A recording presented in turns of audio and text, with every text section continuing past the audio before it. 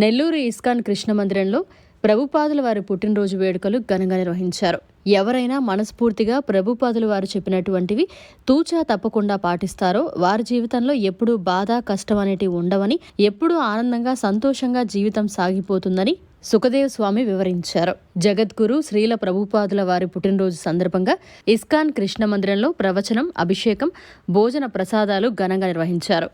హరే కృష్ణ. నేను సుఖదేవ స్వామి, నెల్లూరు ఇస్కాన్ మందిరం అధ్యక్షుడు. నిన్న మనం భవ్యంగా జన్మాష్టమి వేడుకలు 26 ఆగస్టు, ఈరోజు 27 ప్రపంచవ్యాప్తంగా ఉండే ఇస్కాన్ మందిరాల్లో ప్రభుపాదుల వ్యాస పూజ. ఎవరైతే ఇస్కాన్ని స్థాపించారో ఈ వందల పుస్తకాలు, వేల మందిరాలు, ఎన్నో రకరకాలుగా ప్రోగ్రాంలు, గురుకులాలు కావచ్చు, రథయాత్రలు, వెజిటేరియన్ రెస్టారెంట్లు, ప్రపంచం అంతా కూడా సనాతన ధర్మాన్ని ప్రచారం చేసినటువంటి భక్తి వేదాంత స్వామి ప్రభుపాద ఆయన యొక్క 128వ జన్మదినం ఈరోజు. దీన్ని ఆధ్యాత్మిక శబ్దాల్లో వ్యాస పూజ అంటారు. అంటే గురువు సొంత తెలివితేటలతో, తన సొంత కబుర్లతో చెప్పేదేం లేదు. వ్యాసదేవుడు ఎవరైతే మనకి భగవద్గీత, ఈ వేదాలు ఇవన్నీ ఇచ్చారో నిజమైనటువంటి గురువు ఆ విధంగా మార్చకుండా, చేర్చకుండా భగవద్గీతని, భగవంతుడిని, కృష్ణుడిని జీవితంలో పరిచయం చేస్తారు.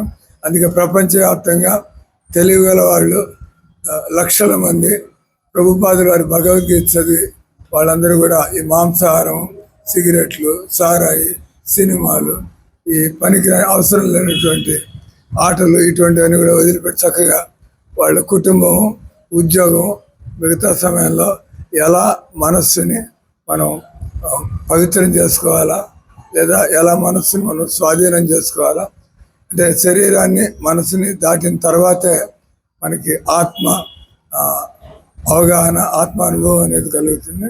సో నిజమైన గురువులు మనకి కృష్ణుని పరిచయం చేసినప్పుడు మనకి ఎలా మనం బలహీనత నుంచి బయటపడాలా.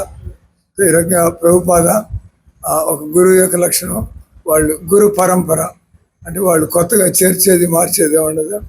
రెండోది, వాళ్ళు ఆచరిస్తూ వాళ్ళ జీవితంలో ఇది స్టేజ్ ఎక్కి ఉపన్యాసాలు ఇవ్వడం ఆ విషయం కాదు, లేదా మనం ఏదో జనాలను ఆకట్టుకోవడానికి స్టోరీలు చెప్పడం. ఇక్కడ దాని ఏమంటారు, కథావాచకులు. కథావాచకులు అంటే వాళ్ళు జనాలతో, వాళ్ళ ప్రవచనాలతో. కానీ సాధు లేదా మహాత్ముడు అంటే ఆయన తన యొక్క పవిత్ర జీవితంతో, తన యొక్క శుద్ధమైనటువంటి ఆలోచనతో.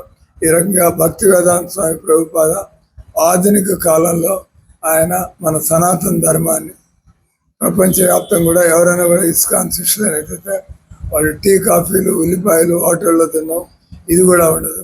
అంటే చక్కగా ఏదో దాన్ని ఏమంటారు, మనం సింపుల్ లివింగ్, హై థింకింగ్, సాదా జీవితం, ఉన్నతమైనటువంటి విచారాలు, మన అవసరాల్ని కుదింపు చేసుకుని, మదింపు చేసుకుని సింపుల్గా ఉంటాం.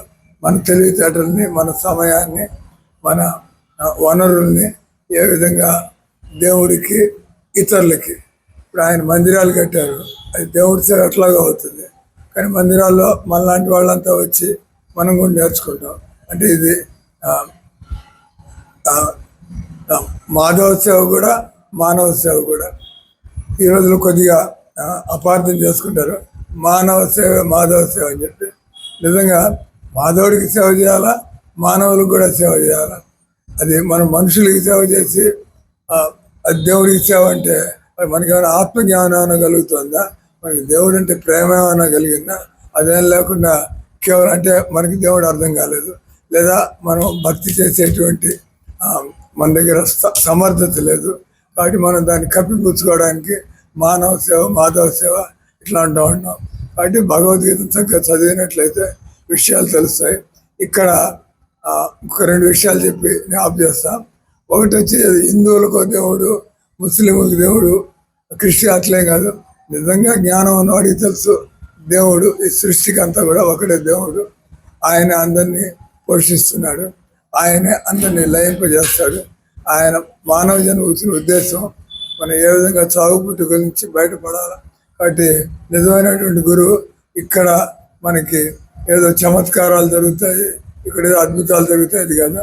నిజమైన గురువు మనలో ఒక పవిత్రమైనటువంటి సాదా జీవితం, పవిత్ర జీవితం, చక్కగా ఆ భగవంతుడి భజనలో ఆయన లక్షలాది మంది జీవితాల్లో ఈ హరే కృష్ణ కృష్ణ కృష్ణ హరే హరే, హరే రామ రామ రామ హరే హరే, ఈ మంత్రంతో మనస్సుని ఎలా మనం పవిత్రంగా ఉంచుకోవచ్చు, ఎలా అధీనంలోకి తెచ్చుకోవచ్చు.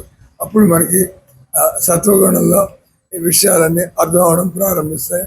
కాబట్టి ఈ వ్యాస పూజ అంటే మన గురువు యొక్క యోగ్యతలు అందరూ కూడా వ్యాసులు వారు, ప్రహ్లాదుడు, నారదుడు ఏ విధమైన మార్గాన్ని చూపించారో ఇప్పుడు గురువు కూడా అదే మార్గంలో వెళ్తూ నిజంగా మానవులకు కళ్యాణం కావాలంటే, మనకి వ్యక్తిగతంగా మన సమాజం బాగుపడాలంటే మనం కృష్ణుడి యొక్క ప్రతినిధి గురువు ఆయన చెప్పినట్లుగా మనం నేర్చుకున్నట్లయితే మానవ సమాజాన్ని మనం ఈ రోజుల్లో యుద్ధాలు జరుగుతున్నాయి, రేపులు, మోసాలు, అన్యాయాలు, ఎందుకంటే మన సదుపులో లేదు.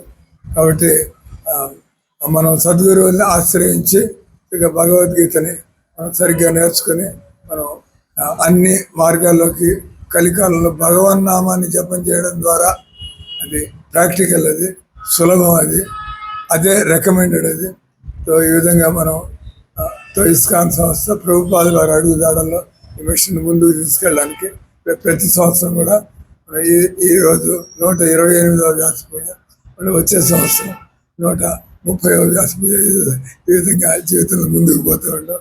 హరే కృష్ణ. మరిన్ని అప్డేట్స్ కోసం మన HN9 టీవీ ఛానల్ని సబ్స్క్రైబ్ చేసుకోండి.